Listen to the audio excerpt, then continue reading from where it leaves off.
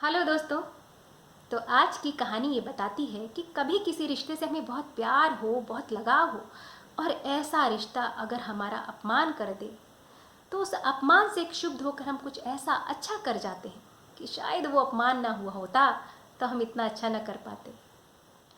स्वर्ग की अप्सरा मेनका ने विश्वामित्र के प्रेम में पड़कर एक कन्या को जन्म दिया, पर वो तो अप्सरा थी, बच्चे बच्चे कहाँ पालती।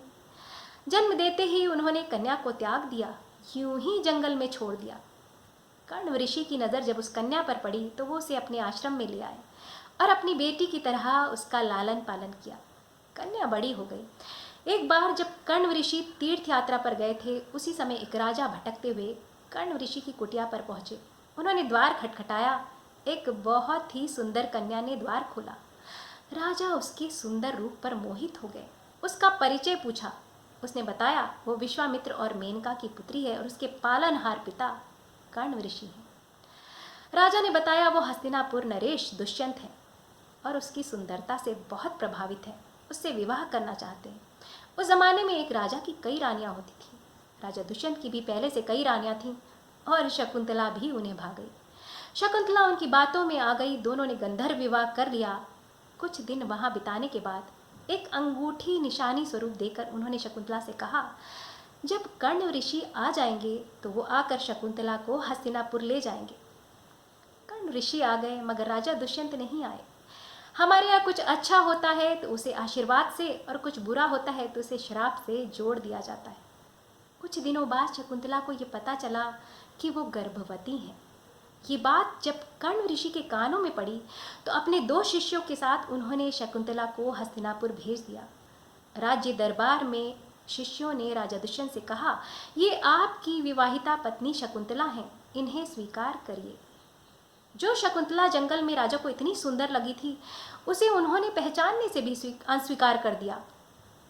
क्या इसकी वजह वो अंगूठी थी जो कहीं खो गई थी, या फिर ऋषि का श्राप? शिष्य शकुंतला को यूं ही राज्य दरबार में छोड़कर चले गए।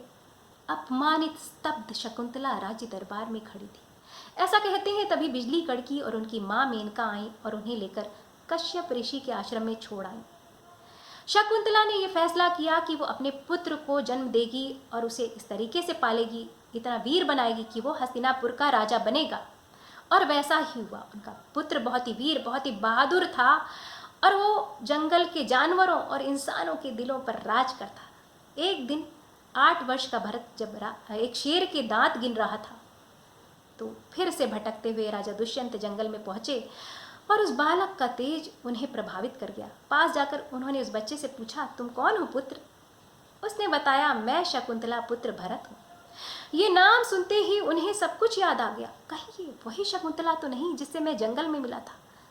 कहीं ये मेरा पुत्र तो नहीं? इतना बहादुर, इतना तेजस्वी। उस बालक से उन्होंने अपनी माँ से मिलवाने को कहा।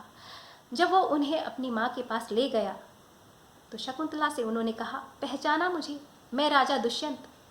शकुंतला के घाव अभी भरे नहीं थे। उसने कहा, नहीं पहचाना। राजा दुष्यंत ने उन्हें बहुत मनाया, बहुत समझाया और कहा, ये पता नहीं कैसे हो गया। एक बार फिर से शकुंतला के मन ने इसे दुर्वासा ऋषि के श्राप से जोड़ दिया और वो उनके साथ चली गई। राजा दुष्यंत की पहले से कई रानियां थी मगर राजा बने भरत, ऐसे चक्रवर्ती राजा जिनका राज्य हिमालय से लेकर दक्षिण भारत के द्वीपों तक, पश्चिम में गुजरात से लेकर पूर्वोत्तर के राज्यों तक, जावा सुमात्रा तक फैला हुआ था और इनके नाम पर हमारे देश का नाम भारत पड़ा। विद्योत्तमा ने जब अपने पति कालिदास को तिरस्कृत करके, अपमानित करके भगा दिया था, तब उन्होंने कई ग्रंथों की रचना की। तुलसीदास की पत्नी ने जब उन्हें अपमानित करके, तिरस्कृत करके ये कह दिया था कि प्रेम करना है तो राम से करो जाकर, तब उन्होंने रामचरितमानस की रचना की। ये गाथाएं ये बताती हैं कि अगर हमारे किसी ऐसे रिश्ते से हमारा अपमान होता है जिससे हमें बहुत प्यार है, तो हमें उस अपमान को बहुत पॉजिटिवली लेना चाहिए और कुछ ऐसा करके दिखाना चाहिए कि वो रिश्ता अपने आप हमारी इज्जत करने लगे। तो दोस्तों, अगर आपको मेरी बातें, मेरी कहानियाँ अच्छी लगती हों तो प्लीज़ मेरे YouTube channel Sonia Agarwal story teller को सब्सक्राइब ज़रूर करिएगा।